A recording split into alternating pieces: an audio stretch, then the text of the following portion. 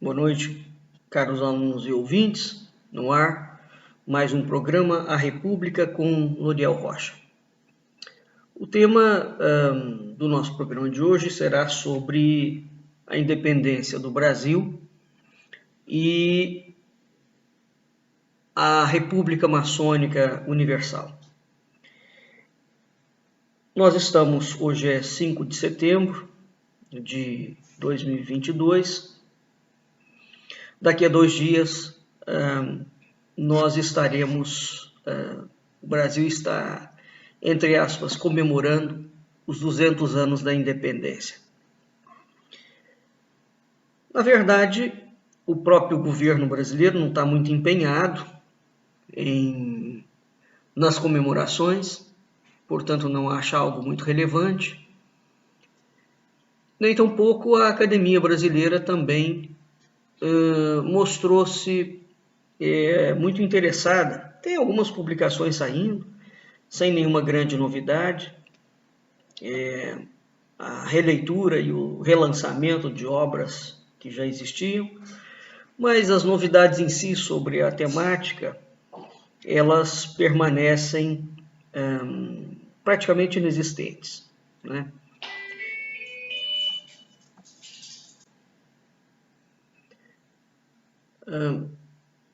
Portanto, essa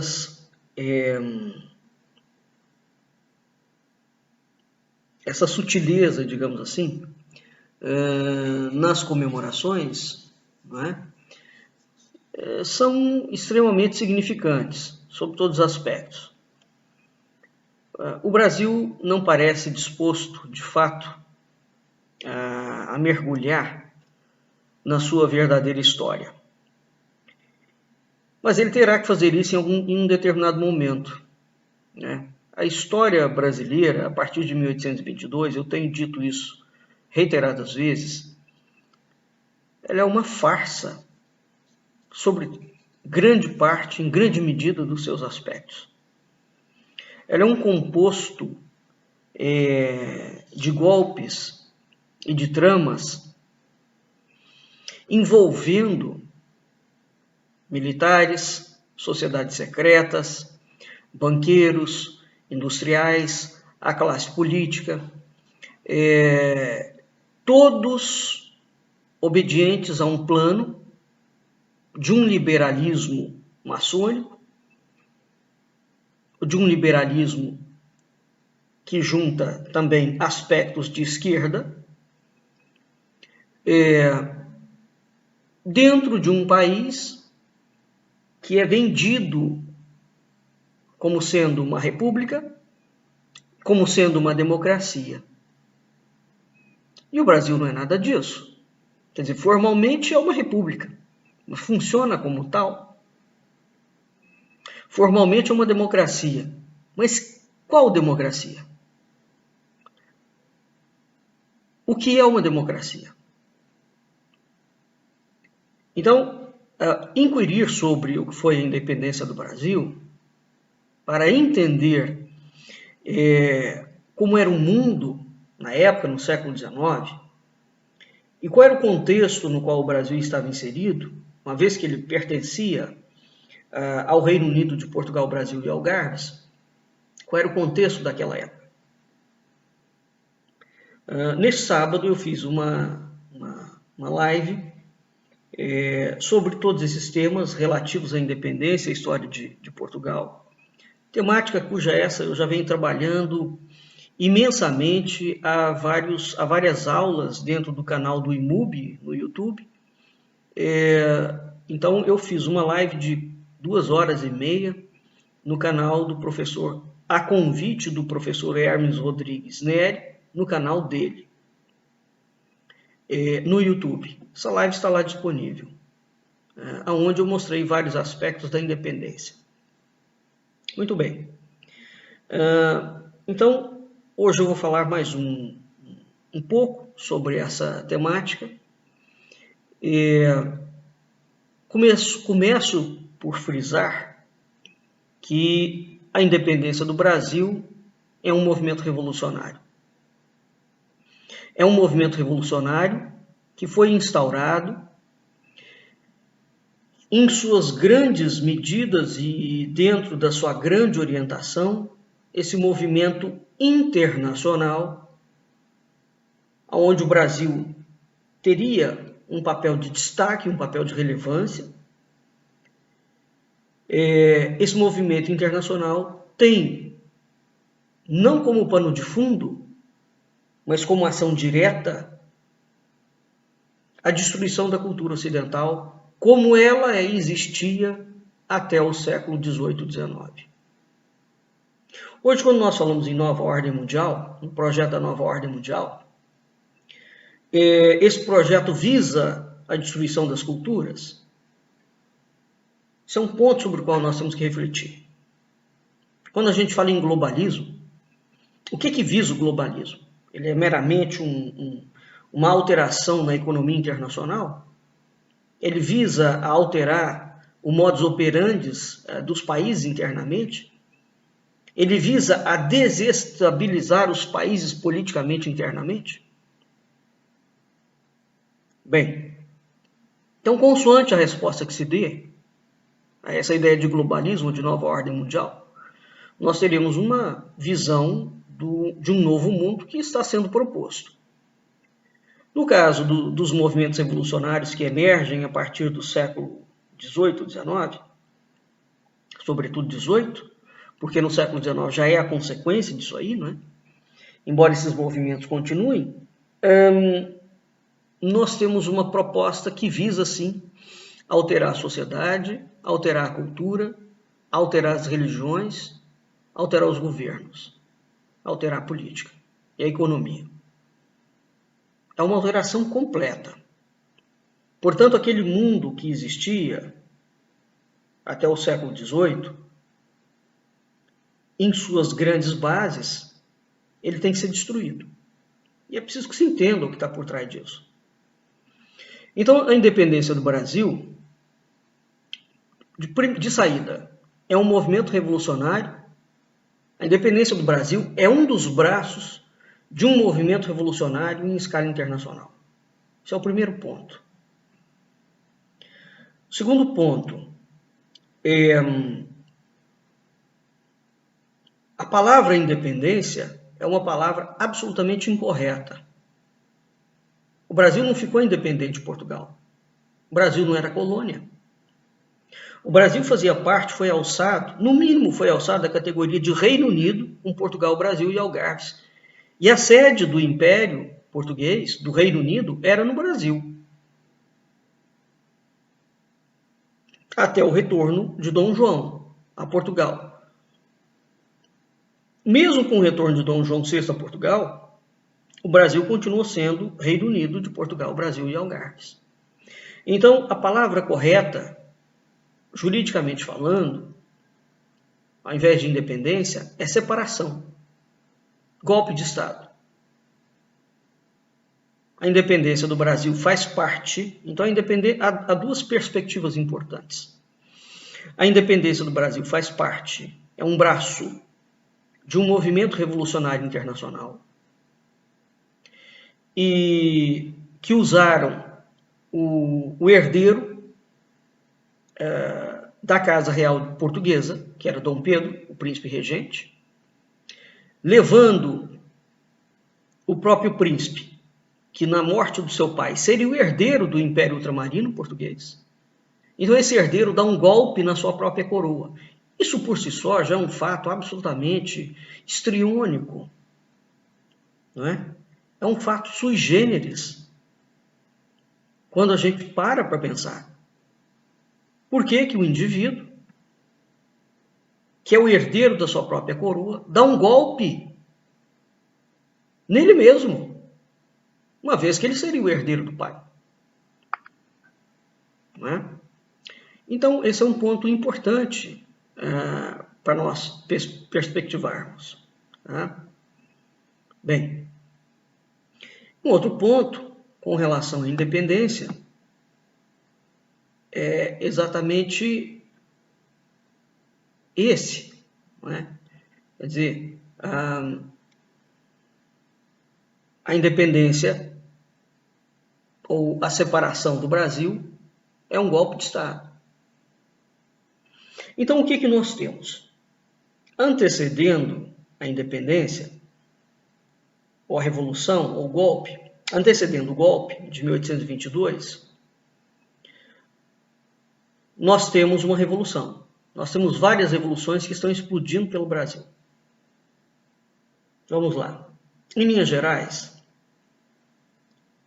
uma revolução seguida de golpe de Estado é quando um governo é substituído de uma forma abrupta ou quando a forma de governo é alterada.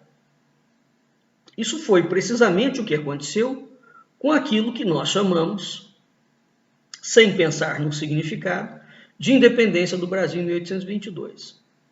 E também aconteceu em 1889 com a instauração da República do Brasil. Então antecede a data de 1822 uma sequência de revoluções que já estão acontecendo no Brasil e no mundo.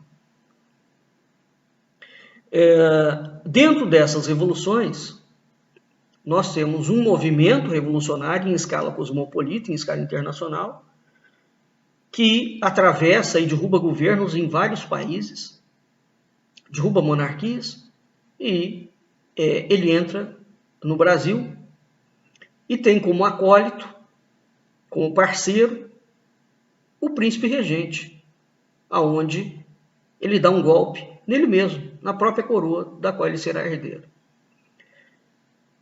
Na realidade, o Império Brasileiro, ou aquilo que a gente chama de Império Brasileiro, o Império é uma titulação maçônica, né? Que é uma outra fraude. Porque se o Brasil é Reino Unido de Portugal, Brasil e Algarves, na condição de reino, o príncipe regente não poderia ter sacado-se do reino e criado um império. Porque um império é que tem reinos como vassalos. Um império não pode partir de um reino. É o inverso.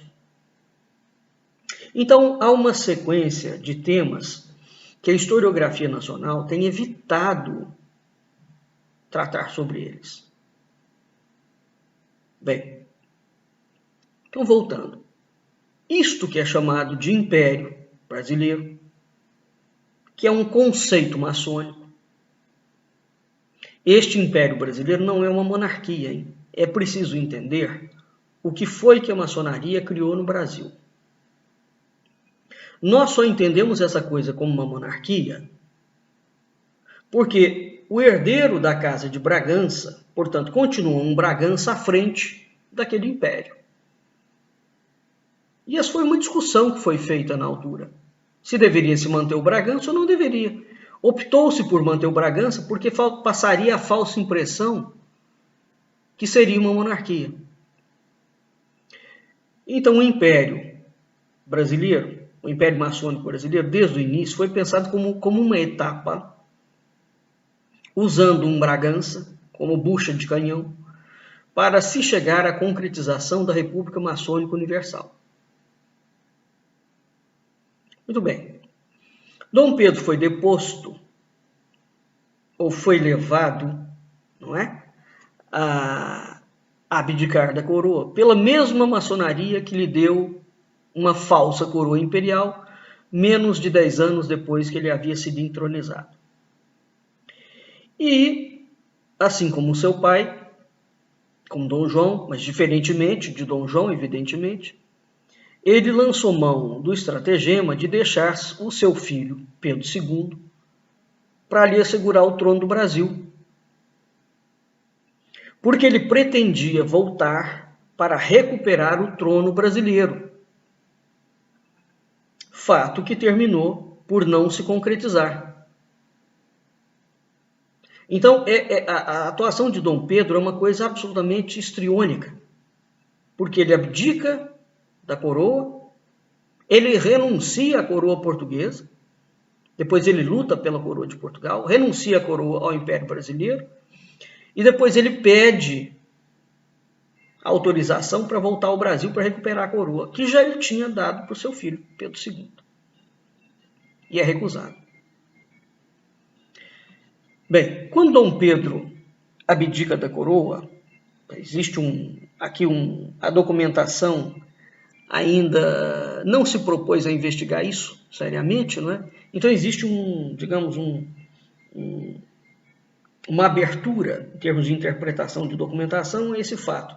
Dom Pedro abdica voluntariamente ou ele é levado a abdicar? O fato é, ele abdica em 1831. Em 1831, exatamente nesse ano, vem ao Brasil uma delegação de banqueiros, agiotas e revolucionários e liberais internacionais, maçônicos ou não, em visita oficial, mas ao mesmo tempo secreta ao Brasil, propor a Dom Pedro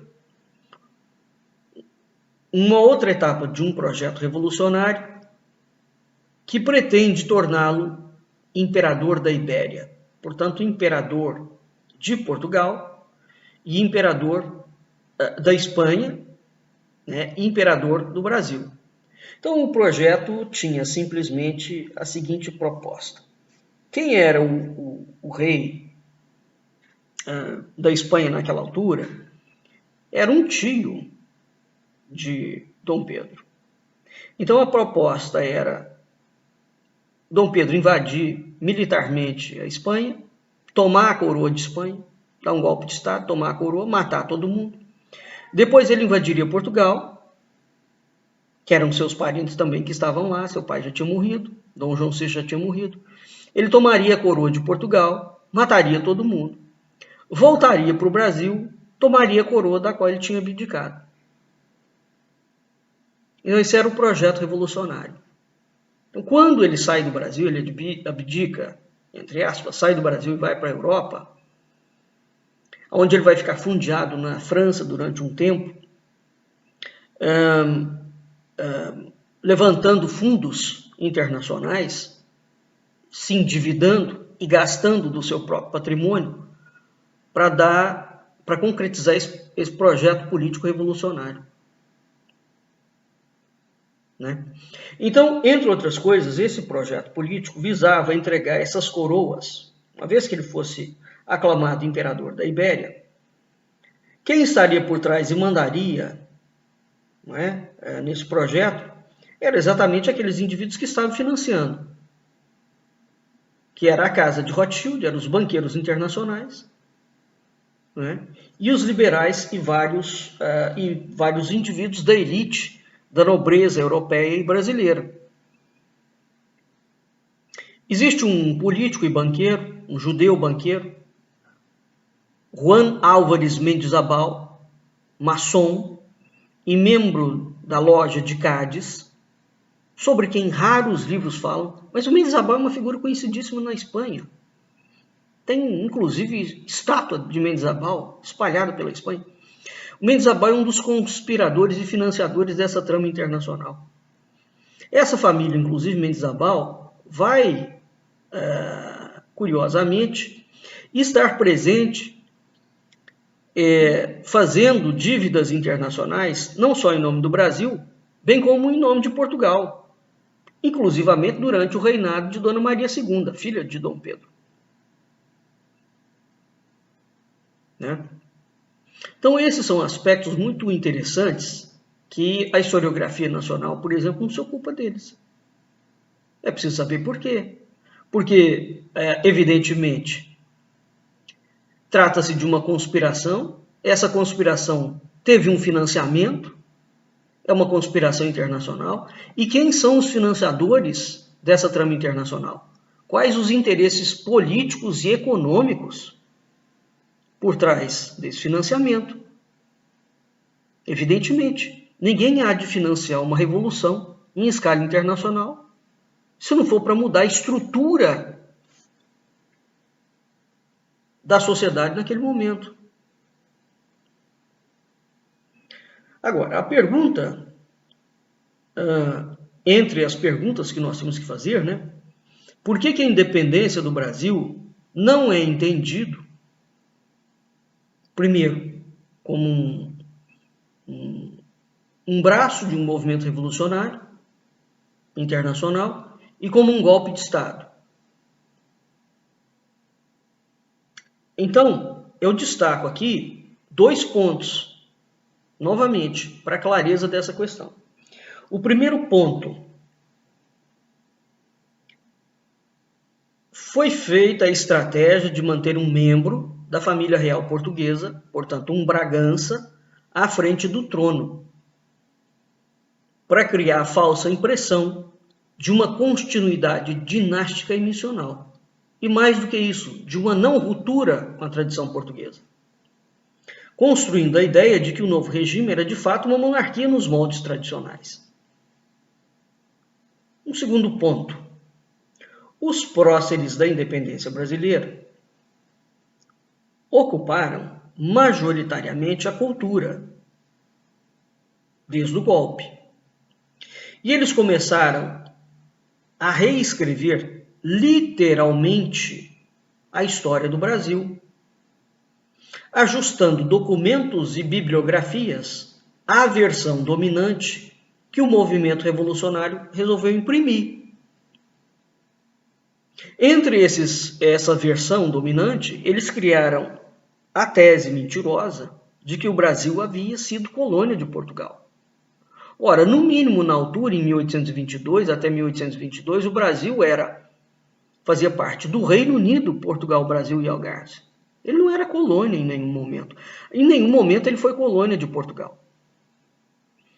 Mas então, 3 instituições foram encarregadas especificamente desses fins de reescrever a história e a cultura. Isso é um procedimento clássico em todo golpe e em todo processo revolucionário. Você aparelha a cultura e você reescreve a história. Você lança livros de acordo com aquela temática vencedora. Por que a gente admite isso em qualquer lugar do mundo e não admite isso no Brasil? Não é? Então, 3 instituições foram encarregadas especificamente dessa missão: o Instituto Histórico e Geográfico Brasileiro, o Arquivo Nacional e o Colégio Dom Pedro II. Evidentemente que nessa reescrita, em nenhum momento, por óbvio, essas instituições atribuem-se a si mesmos o papel de agentes revolucionários anticristãos ou pró-liberalismo maçônico. Então, esses pontos são pontos que nós temos que pensar. Porque o nome independência, a palavra independência, não se justifica, é separação, é golpe de Estado. Esse golpe de Estado fazia parte de um movimento internacional. O próprio herdeiro da coroa portuguesa dá um golpe em si mesmo, que é um fato inédito. Porque ele não precisava de dar um golpe, uma vez que o Brasil seria dele quando o pai morresse. Aí entra um outro dado. Por que não existe interesse dos revolucionários maçônicos em manter o próprio Bragança à frente da coroa portuguesa como um todo, do Império Ultramarino, que era o maior império do mundo em termos de extensão territorial? Não é? Então, são perguntas mínimas sobre esses acontecimentos. A forma de governo do Império do Brasil alterou ou não a forma de governo da coroa portuguesa? Isso é um outro ponto. O que foi alterado e por que foi alterado? Quais os paralelos que nós podemos traçar entre a monarquia cristã portuguesa e a monarquia imperial da maçonaria? Então, para a gente entender o que foi feito, é necessário entender, sem dogmatismo e sem viés ideológico, o que foi Portugal, o que era o Reino Unido, Portugal, Brasil e Algarve, sem proselitismo, sem ideologia, sem fanatismo. A independência do Brasil, a separação do Brasil e a República, que é a sua sucessora e a continuadora, é um movimento revolucionário, liberal maçônico, ateu, anticristão, contra a cultura europeia, contra a família, contra a propriedade particular e completamente a favor da elite bancária.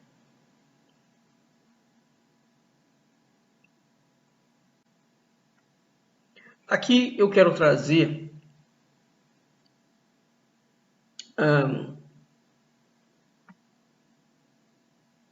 testemunhos documentais do que eu estou afirmando. Quer dizer, uma outra questão que nós temos que ter em mente ao estudar essa pauta, bem, se a separação do Brasil, se o golpe de Estado de 1822 faz parte de um movimento internacional,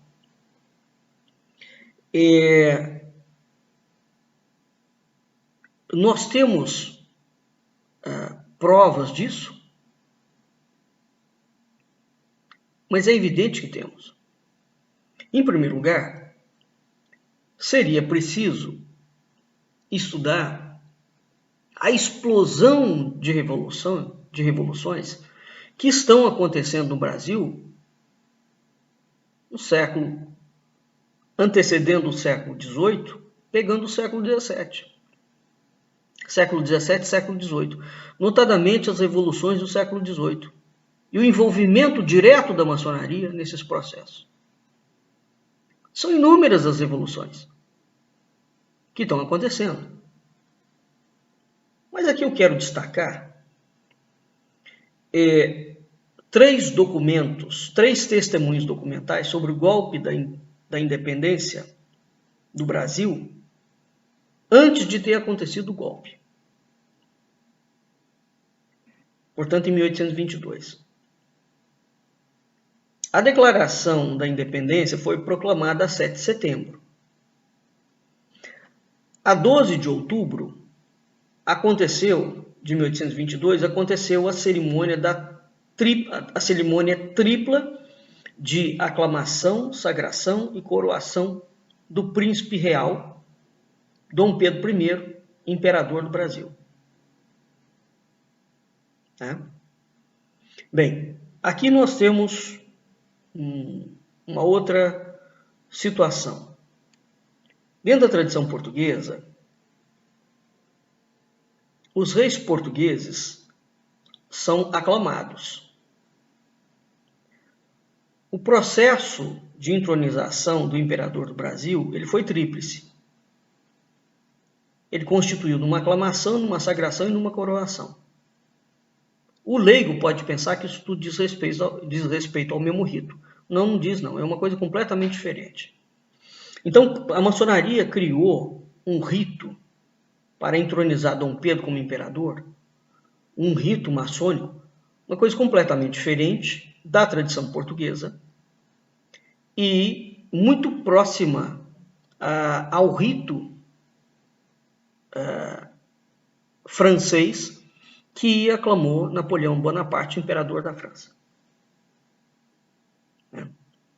O reconhecimento daquilo que é chamado Império do Brasil foi um processo muito complexo e muito detalhado, um processo de negociações diplomáticas entre Londres, Lisboa e Rio de Janeiro, que levaram ao Tratado de Agosto de 1825, no qual Dom João VI reconheceu o Brasil como nação soberana, de acordo com a Declaração da Independência em 1822, mas há uma cláusula para este reconhecimento.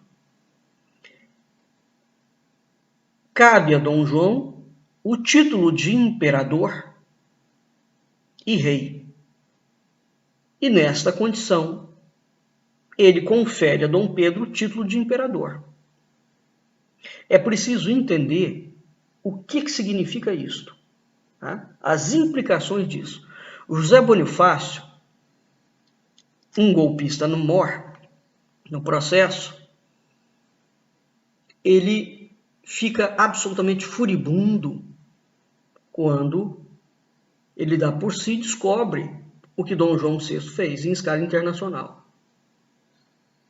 Então, trocando em miúdos, o golpe de Estado que foi dado, a tentativa de golpe de Estado que foi dado pelo príncipe regente, ela não foi reconhecida internacionalmente enquanto Portugal não foi em escala internacional e diz que Portugal reconhecia o Brasil, porque o Brasil era um Reino Unido. Sem o reconhecimento português, o Brasil teria ficado a ver navios. Tá? Antes do reconhecimento oficial de Portugal, o Brasil era tratado como insurgente. E nenhum país europeu, e mesmo os Estados Unidos, que foram o primeiro país a reconhecer o movimento golpista brasileiro, abalançaram-se para o receber num convívio diplomático. Isso foi criando um problema diplomático dentro do Brasil muito grave. Porque o golpe de Estado desferido pelo Brasil era de conhecimento público dos Estados europeus e americanos. Portanto, a rigor, o Brasil só é oficialmente desligado de Portugal em 1825. E mesmo essa separação, além de questionável, carrega outros sentidos usados para a palavra independência,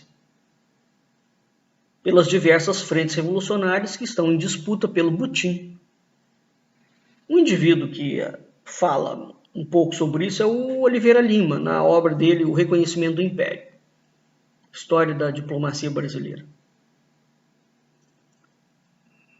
Então, de um modo rasgado, nós temos aqui que Dom João, mas atente, é preciso entender, em termos diplomáticos, em que consiste este reconhecimento oficial de Portugal, né, ao Brasil como uma nação soberana. Dom João morre em 1826, né, e Dom João, quando morre, antes de morrer não, Dom João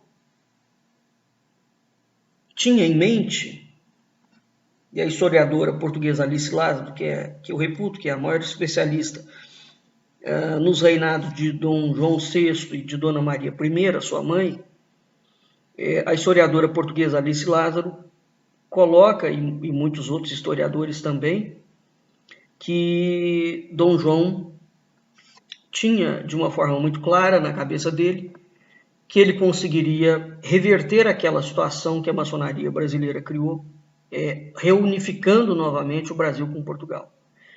E eu concordo com essa opinião da professora Alice, e sobretudo dela, porque é a grande especialista viva em Portugal, que esse era o plano de Dom João. Se ele não tivesse morrido tão cedo, certamente, como gênio diplomático que era, ele teria conseguido reverter essa situação. Mas isso não aconteceu, né? Então, de um modo rasgado, antes da data de 7 de setembro de 1822, Dom Pedro governa na condição de príncipe regente. Ou seja, inexiste aquilo que é chamado de monarquia constitucional. Pelo menos até 1825. Isso significa dizer que todos os documentos emitidos com o golpe da independência até 1825 são inválidos. Todos os tratados, tudo aquilo que foi feito. Porque não existe uma monarquia constitucional. E tampouco se pode exigir em documentos, ou em ofícios, ou em despachos oficiais que membros do governo declarem adesão à independência, ou que façam proselitismo na causa à monarquia constitucional. Isso é algo tão sério que o Zé Bonifácio começa a pressionar membros do governo para aderir ao golpe.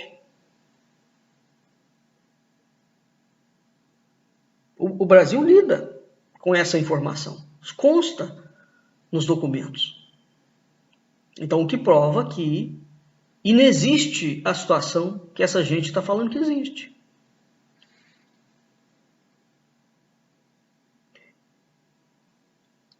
Isso é um ponto. Há documentos que comprovam uma clara rede de conspiração revolucionária, com tentáculos por todas as províncias do Brasil, envolvendo maçons, em sua maioria, e não só, uma elite brasileira, militares, grandes senhores de terra, políticos, que envolvem uma orientação no sentido de praticar o golpe contra Portugal, em 1822. Então aqui, para finalizar o programa, eu quero, essa aula, eu quero fazer menção a 3 exemplos de documentos antes da data de 7 de setembro de 1822, cujo conteúdo demonstra cabalmente o afirmado acima. Ou seja, a existência de uma clara rede de conspiração revolucionária. 2 desses documentos são assinados por José Bonifácio. Bem,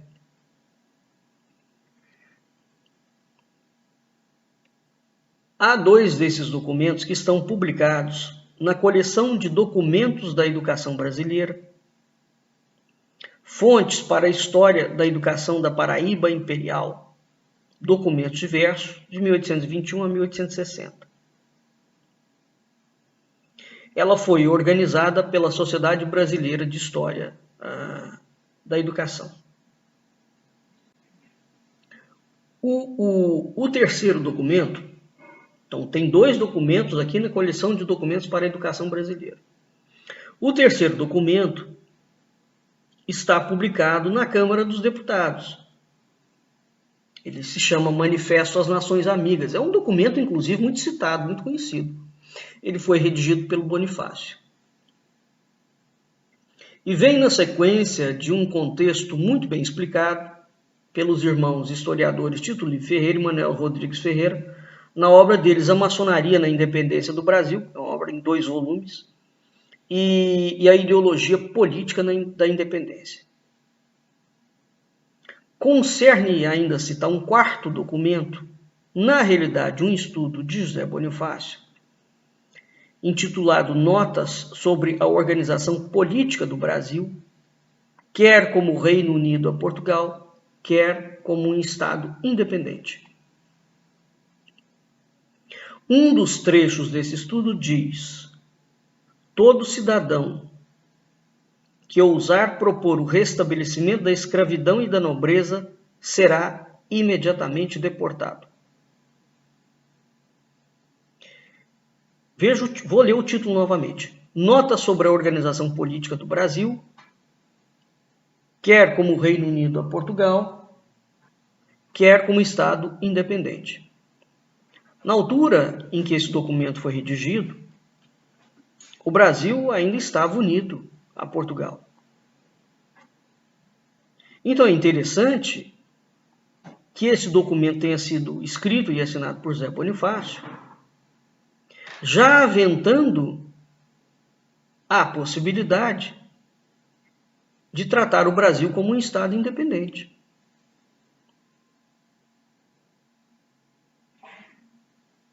Então, como se pode constatar pelo título, quanto pela punição de deportação, a quem ousasse propor o restabelecimento da nobreza. Então, isso já previa, já preparava e já esperava José Bonifácio a queda da monarquia e a independência do Brasil em 1821. Esse documento é de 1821.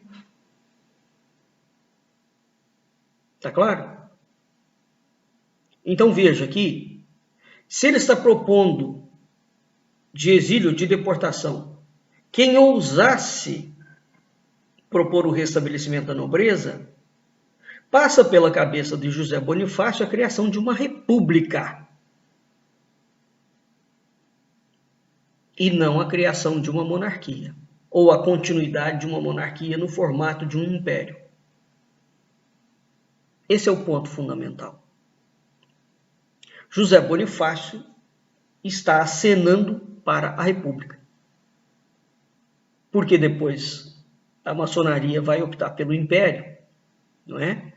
os motivos também não são difíceis de serem entendidos. Evidentemente que a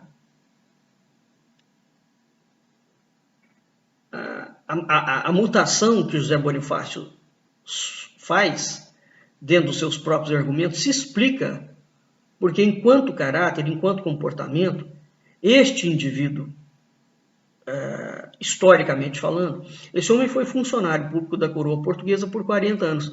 A trajetória dele enquanto funcionário público sempre foi uma trajetória errática, errante, sempre foi um homem de fígado exposto, um sujeito biloso, um cara que brigou com todo mundo a vida inteira. A Mary Del Priore lançou recentemente um livro sobre José Bonifácio, em que ela expõe, ela desnuda a faceta canalha do José Bonifácio, os golpes que ele dá, as mentiras que ele prega, e inclusivamente os projetos científicos que ele se apropria, que ele rouba e que ele coloca na conta dele que nunca foram dele.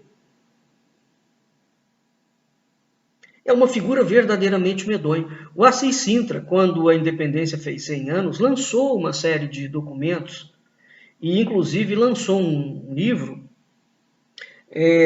desmascarando a ideia de que José Bonifácio foi o patriarca da independência. Esse sujeito nunca foi reconhecido, inclusive, como tal, nem na época. Isso é uma construção histórica. Não é? Então,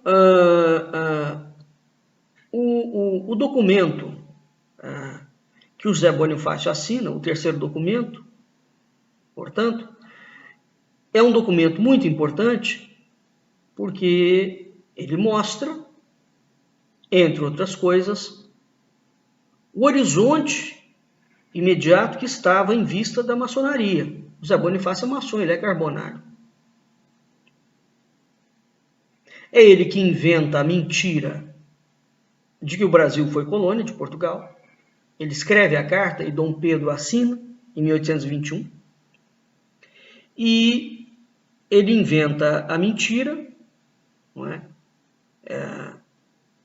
Ele muda de ideia, desculpe, que estava em mente da maçonaria como um todo, que a maçonaria queria separar-se de Portugal e criar diversas republiquetas, como foi feito com o Império Espanhol. Né? Veja que a Espanha, quando Napoleão invade a Espanha, não é? Antes de entrar em Portugal, a Espanha, os maçons e os revolucionários tomam a América Central e a América do Sul inteira e dividem em países. Esses países são distribuídos nas mãos de líderes da maçonaria. O projeto aqui que seria levado a cabo no Brasil foi exatamente esse. Né? O Brasil seria dividido em não sei quantas republiquetas. Cada republiqueta ficaria na mão de uma elite maçônica. Esse era o projeto. José Bonifácio escreve sobre ele nesse documento. Está muito claro o projeto. Você está ameaçando de desterro, né? Quem ousasse reintroduzir a nobreza. Só pode existir nobreza se você está falando em monarquia.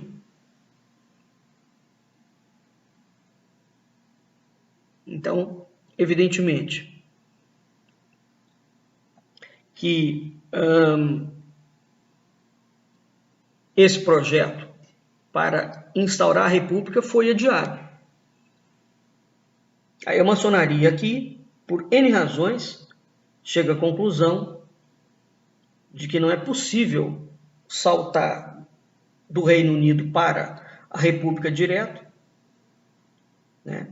E eles criam o império como um interregno, uma ponte, uma passagem entre a monarquia e a república. E foi o que aconteceu. Depois Dom Pedro é botado para fora, Dom Pedro II é praticamente criado por José Bonifácio, por maçons, educado segundo o liberalismo maçônico.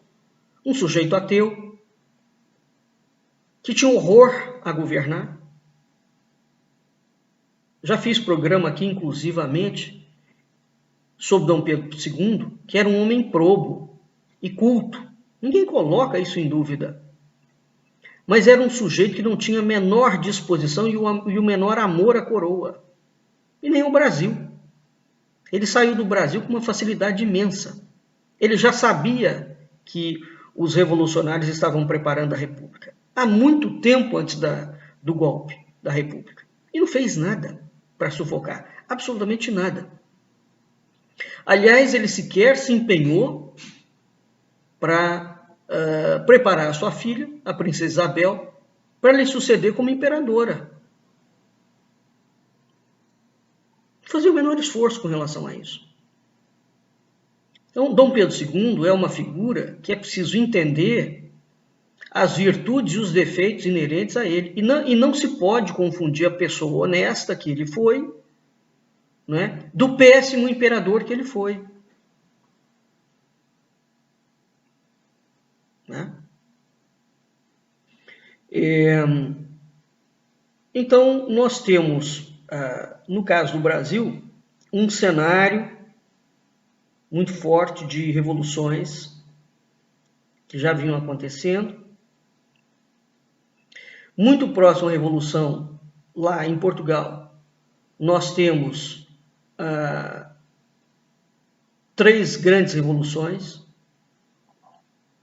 né, que é a Revolução do Porto, em 1820, a Revolução de Pernambuco e a Revolução de Gomes Freire de Andrade, que é em 1817, né, e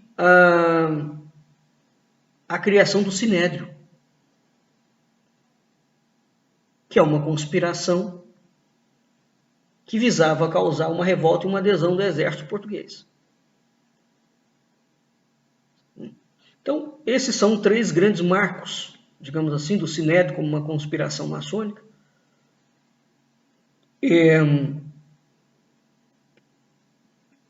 Muito próximos a 1822. Mas antes dessas conspirações, da Revolução do Porto, da Revolução de Pernambuco, da Revolução do Gomes Freire de Andrade, né, da Revolução Francesa, que é um grande, que está fora já do eixo de Portugal, não é? Nós temos no eixo de Portugal e, sobretudo, do Brasil. O Brasil está polvilhado de movimentos revolucionários. Veja que a devassa mineira, a Inconfidência Mineira, também está na esteira desse processo. Os revolucionários pretendiam separar Minas Gerais e criar uma república em Minas Gerais. É evidentemente que o reinado de Dona Maria I, a Dona Maria I mandou mesmo prender os revolucionários mineiros. Isso é um fato. Porque o que estava se preparando era um golpe de Estado. Né? E evidentemente que aquela rebelião ela tinha que ser debelada, ela tinha que ser contida. Mas qual é o Estado que vai admitir dentro do seu próprio seio um processo revolucionário de uma forma pacífica? Isso não existe. E aqui entra mais uma vez a figura absolutamente patética de Dom Pedro II. Porque chega um general velho, decrépito, fala que está declarada a independência do Brasil e que ele está preso, e ele não põe a menor reação, menor obstáculo. Segue a sua parente, que era a rainha de Portugal na época, na altura, né? Oferece a ele um título de duque, receitas, palácios, para no exílio ele morar em Portugal, porque ele era um Bragança finalmente. Ele recusa-se a aceitar qualquer ajuda que vem de Portugal. Recusa-se. Deixa a mulher morrer à míngua na Europa. E vai morrer na França, como um revolucionário que era. Pobre de maré de si. É de se inquirir a razão pela qual esse homem recusou a ajuda de Portugal, no exílio. ele morreria dignamente, ele volta as costas para Portugal, sem a menor explicação àquela recusa, e vai morrer na França como um miserável. Então, muitas das razões da queda do Império no Brasil deve-se à figura de Dom Pedro II. Ele não tinha o menor interesse em manter aquilo ali. E, inclusivamente, ele fala isso por diversas vezes. Aquele cargo que ele exercia lhe dava sono. Ele queria ser professor. Não é? Então, e a própria Igreja Católica, que ele era um inimigo da Igreja Católica também, é preciso que se diga isso com toda clareza. A própria Igreja Católica brasileira ajuda na derrubada do imperador. Porque ele está perseguindo a igreja, ué. Então, quantas igrejas existiam quando Dom João VI era rei? E quantas igrejas católicas existem quando o império termina? Basta fazer essas contas, hein, para verificar o que estava acontecendo no Brasil. Então a Igreja Católica é um dos agentes conspiradores contra o Império? Porque o Império estava chumbando a Igreja.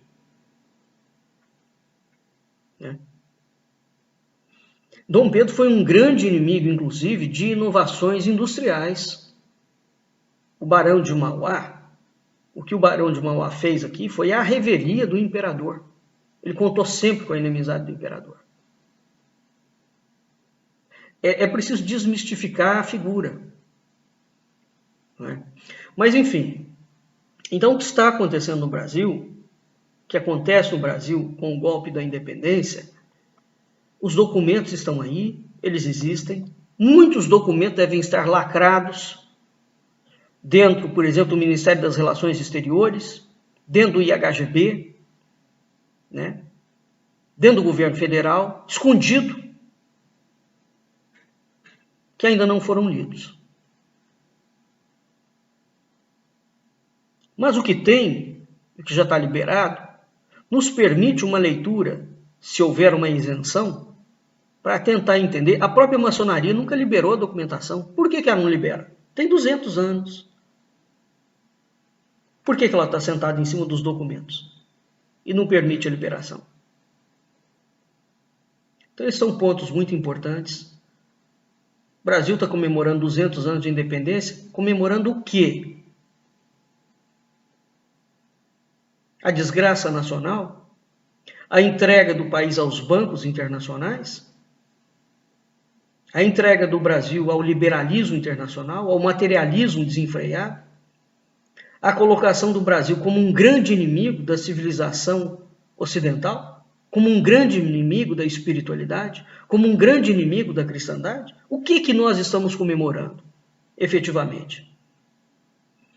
A entronização de militares golpistas que querem ser o grande governo brasileiro, juntamente com uma elite corrupta dentro da política, dentro da economia, dentro do empresariado? O que é que tem que se comemorar nos 200 anos? Nada. Aquilo foi uma vergonha e é preciso que se esclareça à população brasileira o que foi a independência brasileira. Porque a fraude da criação de um império maçônico, o que foi feito aqui no Brasil, não tem nenhuma relação com a independência dos Estados Unidos da Inglaterra. A criação da República dos Estados Unidos da América do Norte. Ali sim nós temos um projeto de nação sendo construído. No Brasil, nós temos um projeto de entrega de um país rico para mercenários internacionais. É isto que foi feito. Não há projeto de nação, nunca houve e não existe até hoje. Passou-se 200 anos. É um projeto de expoliação do Brasil, das riquezas brasileiras, para entregá-lo cada vez mais à ganância, à cobiça e a predadores internacionais. Até hoje o Brasil não tem projeto nenhum de nação. E esta é a razão pela qual esse país continua sendo um país miserável e sem futuro. É preciso parar de mentir sobre a história do Brasil. Doa a quem doer, custe o que custar. Em 7 de setembro de 2022, se comemoram 200 anos da desgraça do Brasil, da entrega do Brasil ao liberalismo e ao materialismo mais sórdido em escala internacional. Nós vamos ficando por aqui e até a nossa próxima aula.